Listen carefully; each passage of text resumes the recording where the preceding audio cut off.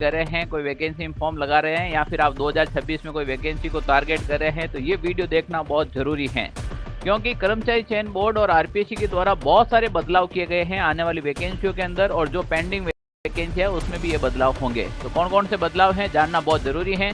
हमने देखा है पिछली काफी ऐसी भर्तियां हुई है जिसमें बच्चों के 30% मार्क्स नहीं आ रहे हैं, तो अब वो 30% मार्क्स भी कैसे आएंगे, यहाँ पर भी फॉर्मूला दे रखा है। चलो हम बात करते हैं यहाँ पर तो क्या क्या बदलाव हुए हैं और आपको क्या क्या सावधानी रखनी है, क्योंकि विद्यार्थी जीवन में यह सावधानी रखना बहुत जरूरी है। फर्जीवाड़ा बहुत हो चुका, सरकार ने कह दिया, अब हम इस पर शिकंजा कस लेंगे। पहला ये नोटिस जारी किया है कि अभ्यर्थियों की शैक्षणिक योग्यता न होते हुए भी अगर ई मित्र वाला फॉर्म भर देता है तो उसके खिलाफ भी कार्रवाई की जाएगी। काफी बार हमारी उम्र नहीं होती है, एज नहीं होती, फिर भी हम फॉर्म लगा देते हैं, डिग्री नहीं होती फिर भी हम फॉर्म लगा देते हैं और उसमें कुछ दर्शा देते हैं। तो ऐसे करने पर ई मित्र और उस विद्यार्थी दोनों के साथ में कार्रवाई की जाएगी। ये सख्त कानून इसलिए बनाए जा रहे हैं क्योंकि विद्यार्थियों की संख्या कम रहेगी तो इंटेलिजेंट विद्यार्थियों को लेने में उनको भी आसानी रहेगी। तो अगर आपके पास योग्यता है तो ही आप फॉर्म भरे। और दूसरी सबसे बड़ी महत्वपूर्ण सूचना है कि आरपीएससी के द्वारा जो भी फॉर्म भरे जाएंगे 2026 के अंदर, उसमें आरपीएससी अपनी मन मर्जी की फीस रखेगी। मान लीजिए कोई फॉर्म है, आरपीएससी उसकी फीस 1500 रख सकती है, अगर उसके दिमाग में आए तो वो 2500 भी रख सकती है। आरपीएससी कहती है कि हम वैकेंसी के हिसाब से फीस डिसाइड करेंगे, उसके बाद जो विद्यार्थी जो एग्जाम देकर आएगा उसको हम फीस वापस रिफंड कर देंगे, केवल हमारे एग्जाम फॉर्म की फीस ही रखेंगे, बाकी की फीस उनको वापस लौटा देंगे। तो अब ये एक चीज हो गई कि पहले क्या होता है बीच में, तो ये चीज हो गई कि ओटीआर हो गए, उसके सबके फॉर्म फ्री हो गए, तो हर कोई फॉर्म लगाने लग गया, चाहे एग्जाम दे या ना दे, इतनी सारी भीड़ आने लग गई। अब यहाँ पर सरकार जो भी आरपीएससी के द्वारा ये फीस डिसाइड करेंगे कि हम कितनी फीस लेंगे, ज्यादा फीस वसूलेंगे और जो एग्जाम दे के आएगा। पहले ये सिस्टम रेलवे में भी था, सेंट्रल गवर्नमेंट में भी था, अब और राज्य यानी कि स्टेट गवर्नमेंट भी करने जा रही है। यहां पर देखिएगा ये सबसे चिंतन का विषय यहां पर है। यहां पर आपको सोचने के चाहिए कि अभी हाल ही के अंदर संस्कृत शिक्षा विभाग के अंदर संस्कृत सह आचार्य भर्ती हुई थी, जिसमें 5 विषयों में अभ्यर्थी फेल हो गए थे, यानी कि एक भी पद पास नहीं हुआ। सोचने का विषय है, बच्चों के 36% मार्क्स नहीं आ रहे हैं, 36% मार्क्स नहीं आ रहे हैं। तो यहां पर देखिएगा सबसे बड़ा महत्वपूर्ण मुद्दा क्या है कि बच्चों के 36% मार्क्स नहीं आ रहे हैं, और बच्चा तैयारी तो करके जा रहा है, एक एक साल पढ़ के जा रहा है, फिर भी 36% मार्क्स नहीं आ रहा है। इसका मतलब है कि वो पुराने पैटर्न पे चल रहे हैं और आरपीएससी अपने नए मोड में चली गई हैं। आरपीएससी ने अपने पैटर्न में बदलाव कर दिया है। यहां पर जो उत्कल रंजन साहू बने हैं आरपीएससी के नए जो अध्यक्ष बने, उन्होंने साफ कर दिया है कि भर्ती परीक्षाओं में क्वालिफाई होने के लिए मूल किताबों को पढ़ना होगा।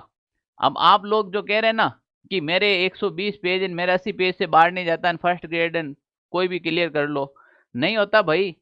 अगर कोई कहता है कि मेरी बुक से बाहर नहीं गया तो फिर विद्यार्थी पास क्यों नहीं हुए, यहाँ सोचने का विषय है। अब आपको मूल विषय पढ़नी पड़ेगी जो ग्रेजुएशन लेवल के अंदर, जो यहाँ पर भी ये बता दिया है, जैसे यूजी पीजी के अंदर जो किताबें चल रही हैं वो आपको पढ़नी पड़ेगी, क्योंकि इसका मतलब ये है कि आपको डिग्री जो भी कर रहे हैं वो रेगुलर करनी पड़ेगी, तब जाकर आपकी नॉलेज डेवलप होगी।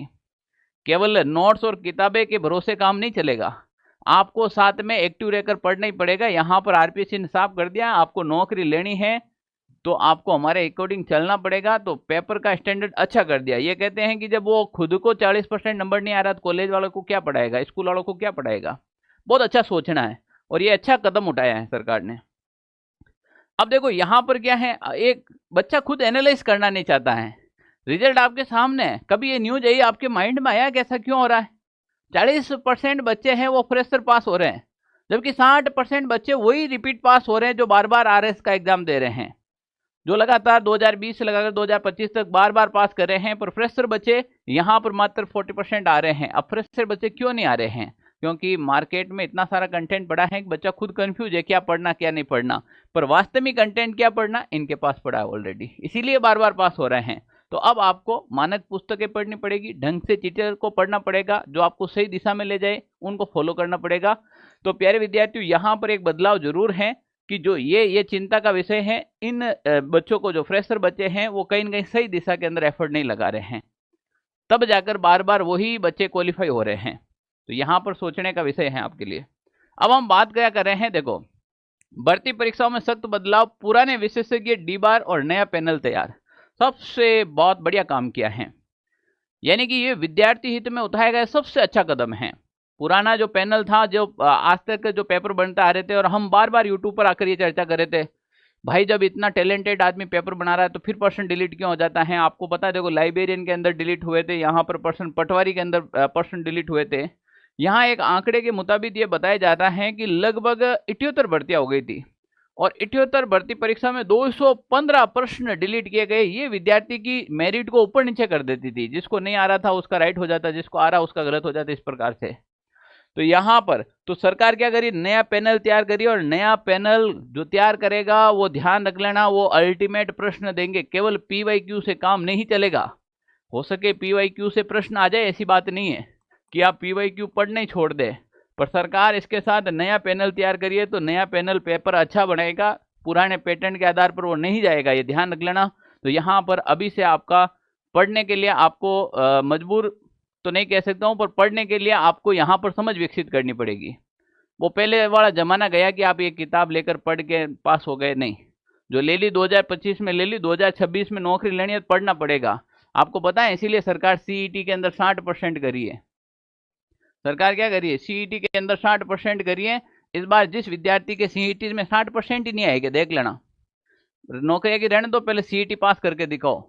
इस बार 60% सीईटी में लाना बड़ा टफ है, ध्यान रख लेना, ये बात हकीकत है।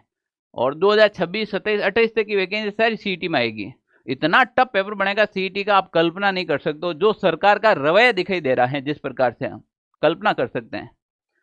प्यारे विद्यार्थियों, यहां पर देखिएगा, एक और भी बढ़िया बात की है आलोक राज जी ने कि 1 जनवरी 2026 से 1 जनवरी यानी कि अब न्यू ईयर आ रहा है, और 26 में सरकार कह रही है कि अब फर्जी डिग्रियां सर्टिफिकेट फॉर्म में दर्ज करने से पहले 100 बार सोचना पड़ेगा। भाई गया वो कि मैं एमपी से करके आ जाऊँ, यूपी से करके आ जाऊँ, शिक्षा का अधिकार तो ऑल इंडिया के अंदर है, क्योंकि यहाँ पर आप देख लेना, ओटीआर पर अपलोड करने पड़ेंगे वही डीवी के टाइम स्क्रूटनी फॉर्म में। फ्रेंच एक ये फॉर्म शुरू कर दिया है, आप एक नया ओटीआर होगा अब आपका, जिसमें फॉर्म भरा जाएगा, और आपकी जितनी भी जो डिग्रियां हैं पहले अपलोड करनी पड़ेगी। आप ऐसे नहीं कि मैं बाद में लेके आ गया, बैक डेट में लेके आ गया,